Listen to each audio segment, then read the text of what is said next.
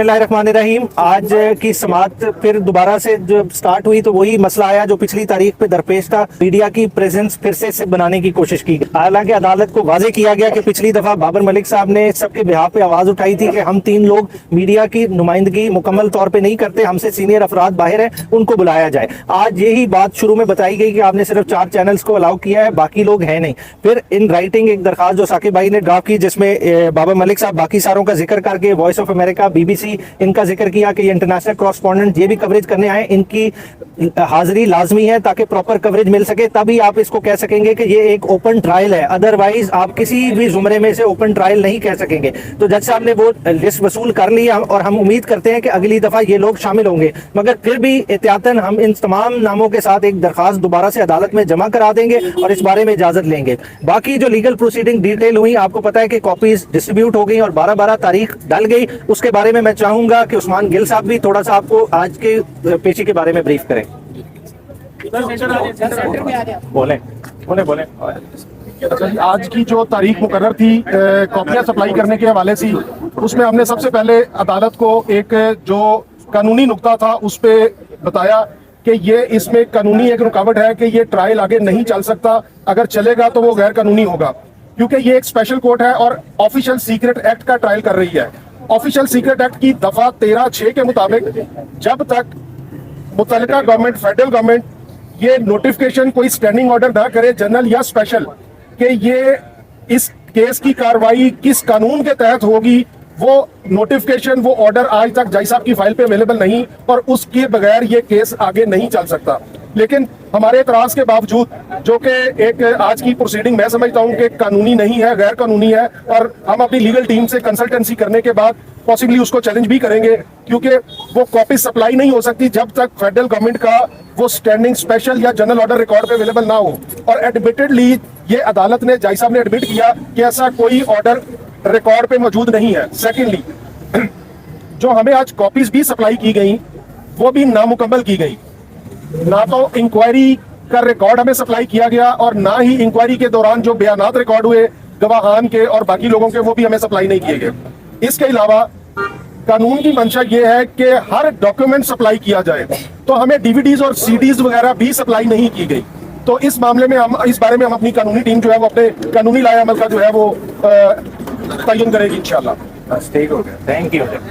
मेहदी साहब, इमरान खान की क्या बॉडी लैंग्वेज थी, क्या बात हुई आपकी, क्या अगला लाहेमल है इलेक्शन के हवाले से? आज तो देखें जी, कुछ ना कुछ मीडिया की नुमाइंदगी भी थी। अगर मैं कहूं कि बॉडी लैंग्वेज बहुत स्ट्रांग थी, वो बहुत ज्यादा बेहतर बना लेंगे कि खान साहब की बॉडी लैंग्वेज में और जो जमान पाक की बॉडी लैंग्वेज थी उससे भी ज्यादा बोल्ड होके खेले, और जो उन्होंने मीडिया को अपनी स्टेटमेंट दी हैं वो इंशाल्लाह ताला आप तक पहुंचेंगी, तो उससे आपको पता चलेगा कि खान साहब किस फ्रेम ऑफ माइंड में। सर, अगली पेशी पर अमेरिका के सफीर को भी अदालत बुलाया गया है? देखिए, अभी तक किसी को नहीं बुलाया गया, मगर देखिए जब आप हमारा जब डिफेंस आएगा सामने, जो उसमें गवाह तलब होने वाले होंगे वो फिर अदालत को बुलाने तो पड़ेंगे, तो बात अमेरिकी सफीर तक भी जा सकती है। जी, का नाम भी लिखा था, एक जनरल का नाम भी लिखा। हाँ जी, तो जनरल बाजवा तो क्लियरली पहले दिन से नाम लेते हैं, वो उसमें घबराने की बात नहीं है। बात है कि नाम, आप जब लंदन एग्रीमेंट की बात कर रहे हैं, लंदन एग्रीमेंट किधर से एमिनेट कर रहा है? वो आपकी मुल्की एस्टैब्लिशमेंट और आपकी एक बड़ी पॉलिटिकल पार्टी जो गेम से बाहर थी उसके दरमियान का एग्रीमेंट है कि किस तरह से नवाज शरीफ को दोबारा पावर में इंस्टॉल करना है और किस तरह इलेक्टेड गवर्नमेंट को घर चलता करना है। तो वो सारी चीजें इस साइफर केस के इर्द गिर्द घूम रही हैं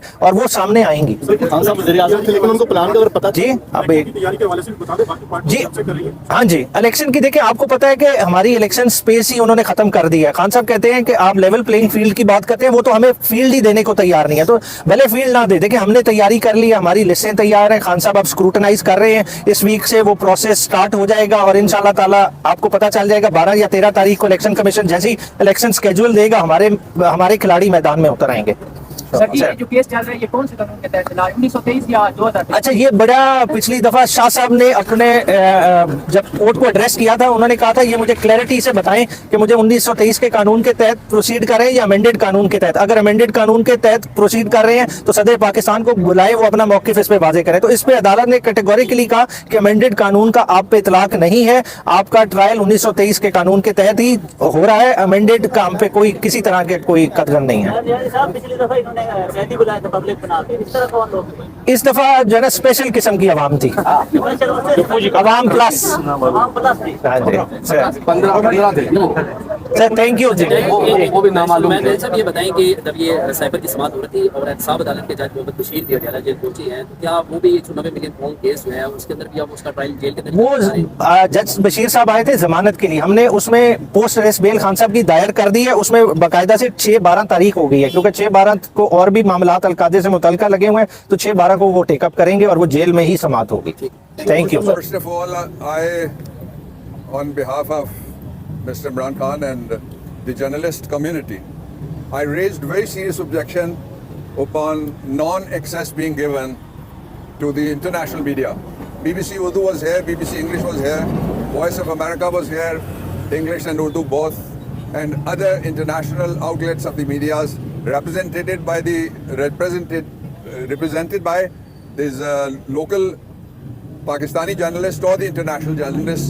We objected that it's the order of the Islamabad High Court which has not been complied, and all media outlets are not treated at par. Few people went, few people were kept outside. So ये पहला इतराज़ था, और दूसरा जो इतराज़ था हमारा वो ये था कि असम्पशन ऑफ जुरिस्डिक्शन के ऊपर है।